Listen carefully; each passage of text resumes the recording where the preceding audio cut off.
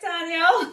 Hi, Dr. Roll. Andreas hopped off, but I think we wouldn't be remiss with saying how valuable Andreas is to both of us. And we really appreciate the work that you are doing for community, Andreas. It's a testament to the beautiful and amazing person that you are, as well as the amazing characteristics that can be found throughout all participants and individuals that have come in contact and touched Maven Leadership Collective. But I'm so excited, Dr. Roll, to have this conversation with you. You are simply amazing at what you do. You are loved by not only myself but other community members. So let's dive right into it. So the first question two questions I want to ask you. What is HIV stigma to you? And why do you think it's so important for us in Orlando to be displaying the quilt, the HIV/AIDS quilt, for a World AIDS Day tour? For those of you who aren't aware, here in our local area, we do have a World AIDS tour of the HIV/AIDS quilt. And so, why do you think it's important for us to display the quilt as part of that tour? And what is HIV stigma to you? Yeah, sure. Thanks, Daniel. And I like the way you linked those two questions, right? Because the answer to one sort of leads right into the answer to the next question. When I think about HIV stigma, it's really both sort of the recognized and the unrecognized, or sort of implicit, subconscious biases that individuals have and truly feel about people who are living with HIV. And it not only applies to people who are living with HIV, right? But stigma also applies to people's ideas around HIV and the virus itself and the way it's transmitted. And we could really sort of go on and on who it predominantly affects and why they think that is. And so these biases or the stigma, it really is, it's multifold. It's religious stigma, it's social stigma, it's related to homophobia, it's related to racism. There's so many facets that play a role in really determining HIV stigma, depending on who we're talking about, or the community that we're referring to. And I think one of the things that's really beautiful about this quilt tour and what you guys are doing to actually address and attack the stigma is not only displaying the quilt in organizations that clearly have an affiliation with HIV, but going out of your way to partner with organizations that are not necessarily directly or indirectly related to HIV care.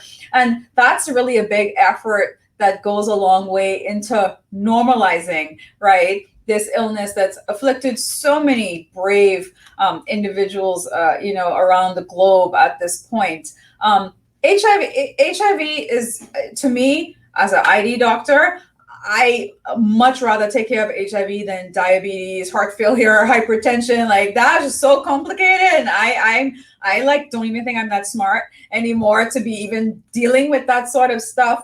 The treatments today, the innovation that science has created, and even all the prevention options that we have available today, they really have gone a long way in helping us to normalize this. So what stopped us from normalizing it is still this persistent stigma around the ideas that people have about HIV, how it's transmitted, and who it affects. And the dangerous thing about stigma is that a lot of it is actually unrecognized. Thank you so much for sharing that, because I definitely resonate with that. I think a lot of one of the main causes and roots of stigma is a lack of knowledge or a fear. And so I think it's beautiful that the quilt is being able to dispel the fear, and also serve as a means to create and spark conversations around awareness and around health. So kind of going in that same vein, we hear all the time that you equals you. And for those of us that work in an HIV space or in an HIV bubble, this is something that's real common with us. But for individuals who are not familiar, acronyms and slogans and catchphrases can be very daunting. So can you explain what is you equal you? Sure. Thanks, Dan. So this was really the sort of CDC coin slogan to really kind of be the catchphrase for undetectable equals untransmittable, right? And this was really, Daniel, born out of multiple research studies that were conducted both domestically and internationally in a variety of settings in multiple populations that essentially show that HIV sexual transmission of HIV is simply not possible if you're undetectable. It doesn't matter what kind of sex you're having, it doesn't matter if you have on 10 condoms versus no condoms, right? If you are undetectable, so there's sexual transmission, you just cannot pass on HIV via sexual transmission. And this has been probably the biggest scientific advancement in the last 10 years that really directly attacks that stigma that you just nicely described, right? I think U equals U is probably the most important thing that we could sit down and emphasize to a newly diagnosed patient. It's probably at least a quarter of my new patient visit. I sit there explaining the concept of U equals U. And the reason that's so important, Daniel, is it's one of the biggest factors in sort of normalizing this discussion. Hey, this is another chronic illness similar to diabetes and hypertension that you're going to have to take medication for every day. And if you do a great job, guess what? When you get to undetectable, this thing no longer controls your life. Like, this thing shouldn't define who you are. Yeah, this may be a minor annoyance that you may have to deal with twice a year, when you see your doctor, but this shouldn't really bleed into any other aspect of your life. And U equals U is the thing that resonates with patients that are newly diagnosed. It's the most impactful thing that you can really sit down and talk to them about. And it's not just the newly diagnosed patients, it's the patients who've been living with HIV, who's been sort of battling this and doing important work like you and Andreas. The fact that you guys now have this in your toolkit to actually go out there and talk about is just amazing. Thank you so much for sharing that and explaining that fully. And I would even echo that it also humanizes individuals like myself that are living with HIV, because for so long, individuals living with HIV had a stigma attached to us of being a public health threat, of being infectious, which is definitely not the case. And so once again reaffirms that that we are human beings at the core, and that we are not a risk to any partner or partners that we engage with. So I know that you have been doing amazing work over at Orlando Immunology Center around what I would like to consider was kind of like next in the world of HIV. And I'm really excited for you to kind of talk a little bit about Mosaico. If you could give us a little overview of what it is, why it's important, and why it is the next big thing in the world of HIV care. Sure. Thanks for that question.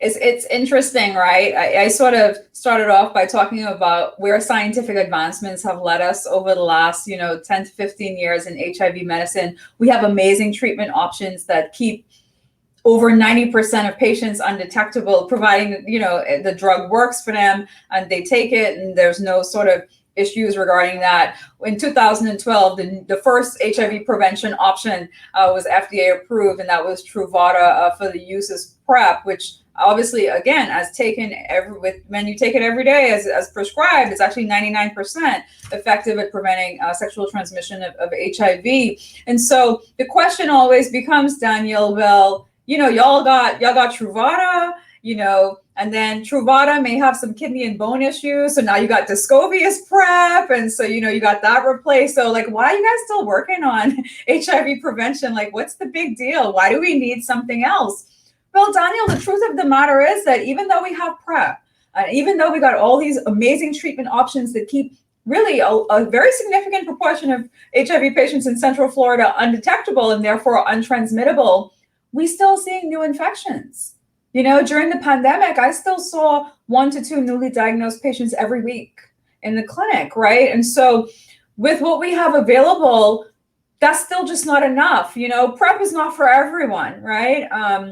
There are a lot of us who doesn't like taking a pill every day. And so for what we've known for a really long time in infectious diseases is that, you know, when we're thinking about really shutting down transmission of something, you have to think about a vaccine. We've seen this play out so many times in history. You know, vaccines are that tried and true intervention in infectious diseases that really has the ability to shut down global transmission of an infection. And so, you know, people who don't want to take pills every day, even the long acting PrEP options, there are people who just are not interested in taking an injection every month, you know, and whilst those things are great for some people, they may not be great for everyone. So yes, the effort and the desire to continue to find an effective HIV preventative vaccine is still very much alive and well. Not to mention vaccines are the most cost efficient ways of actually, you know, shutting down illness. And so we do have a new HIV prevention vaccine option available. It's being studied in the trial that you and Andreas are helping out by serving as our community advisory board leaders. So this vaccine, this is a 4-shot vaccine that is developed by Johnson & Johnson. A lot of us know and have used many products from Johnson & Johnson. Johnson & Johnson, or Janssen, has been working on HIV vaccines for a really long time. Like, that company has really been dedicated to the cause for quite some time. And what they have recently come up with is actually a vaccine that not only addresses the strains that we see circulating here in the United States. This vaccine has little parts of the strains from Europe. This vaccine has little parts of the strains from Africa. And that's why we call this trial Mosaico, right? This is our first HIV vaccine that's taken a little bit of strains from all over the world, you know, have compounded it with Janssen's viral vector that's been very well studied, Daniel. This is a viral vector vaccine. So what does that mean? We take little pieces of HIV. It's not the whole virus. This is non-replicating little protein bits of HIV. We put them in a killed cold virus. We inject someone with that with vaccine. That stimulates their body. It says, oh my God, look at me, there's something foreign.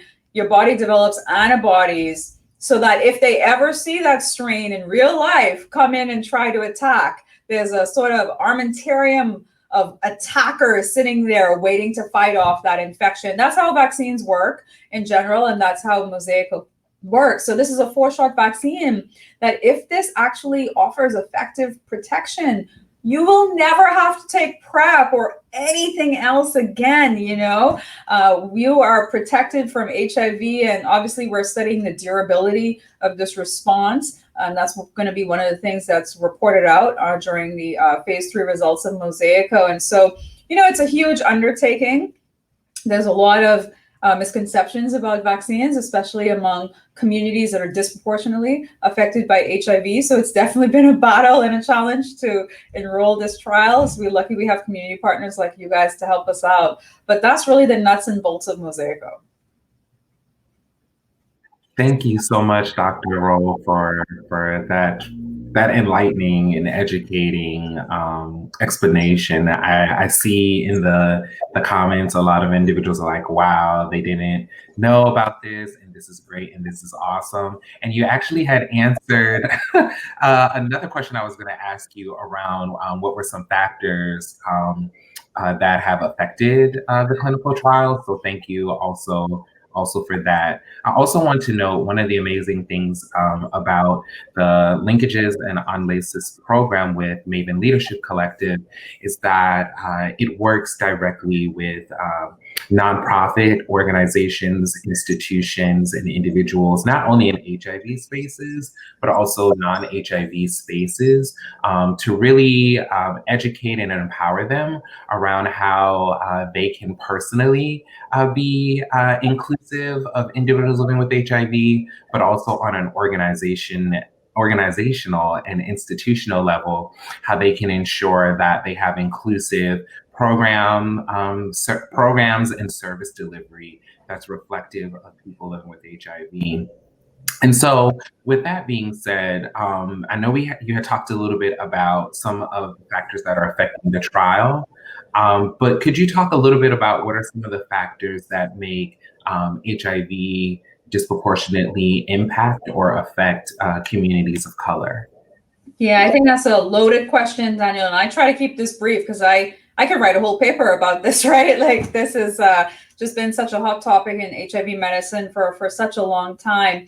You know, if you want the easy answer, it's just simple. It's lack of access to healthcare, lack of insurance, predominantly among disadvantaged communities. We are living in the state of Florida, which chose not to expand Medicaid. You know, so left a very significant segment of the population uninsured and just without access to quality health care. But perhaps one could argue that the Ryan White program should be serving as a safety net for those individuals, right? Not having insurance in the United States is supposedly not a reason to not be in HIV care. And I think, Daniel, while I agree with that, at face value, that's like the easy response, right? It just goes so much deeper into that, though. It's about not only lack of access to care and not having insurance, but it's also like just serious medical mistrust. You know, it's about the lack of education and awareness, and the fact that patients from disadvantaged communities often enter care very, very late, and therefore they tend to have poor care outcomes because maybe they don't want to be tested. Maybe they don't know where to get tested. Maybe they don't know that they should be tested at this particular interval. So, you know, it sort of, there's an easy answer to that, but it's just all of the other factors that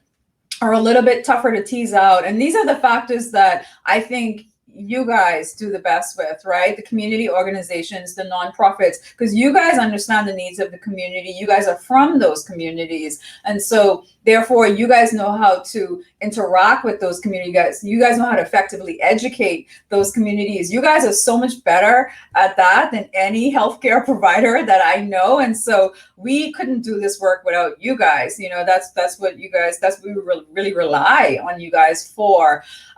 So like I said, easy answer to that question. Oh, healthcare access, insurance. No, it's stigma, homophobia, racism, medical mistrust, not having people in the healthcare system who look like you. You know, it's all of those things, to be honest. Thank you so much for that, because I think, you know, that's important for HIV service providers and even non-HIV service providers to understand in order to, if we're wanting to increase positive health outcomes, specifically in communities of color, it's a comprehensive, multifaceted approach. It's more than just establishing, you know, somewhere and saying, hey, you can come here. It's really addressing, like you said, a lot of those root causes. So thank you so much for sharing that. The last question that I have for our time together, it felt so short, is why do you think it's so important for individuals to participate in the community assessment from the city of Orlando? This is like huge because for those of you who do not know, the city of Orlando and Mayor Buddy Dyer have been amazing in really working with HIV service providers in having a community assessment around HIV stigma. And I don't want to go on the record and saying that I feel like Orlando is one of the first municipalities to do this, but I think Orlando probably is one of the first municipalities. Really an innovate is really a trailblazer in what we probably are going to see happen across the nation. So why is it important to for individuals to complete this assessment? You and I, we both know the importance of data. Yes. We know how data drives federal dollars, right. Federal funding.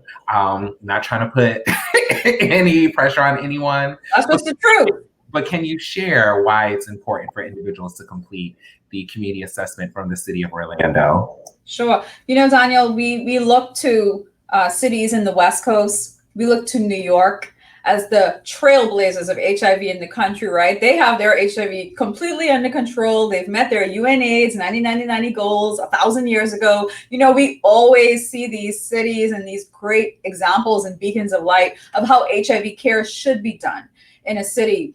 And that starts off with a community needs assessment. Guess what? If you go to San Francisco and find out why they like almost down to like very few HIV infections per year, is because that city made it a priority to understand the needs of their community so they could direct federal dollars appropriately.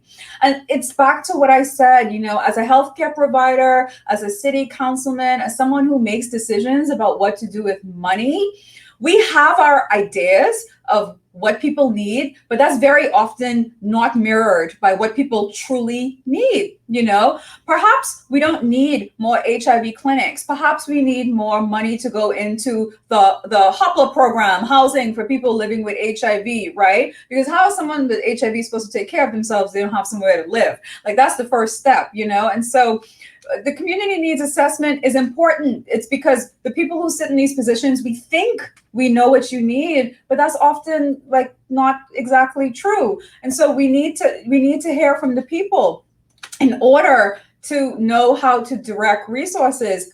If we ever, Daniel, want to compete with San Francisco and New York and Seattle and all of those cities like that, the community assessment is the very first step. Because if you talk to the people who run those cities, that's where they started. And it's hearing from the community to know what to do.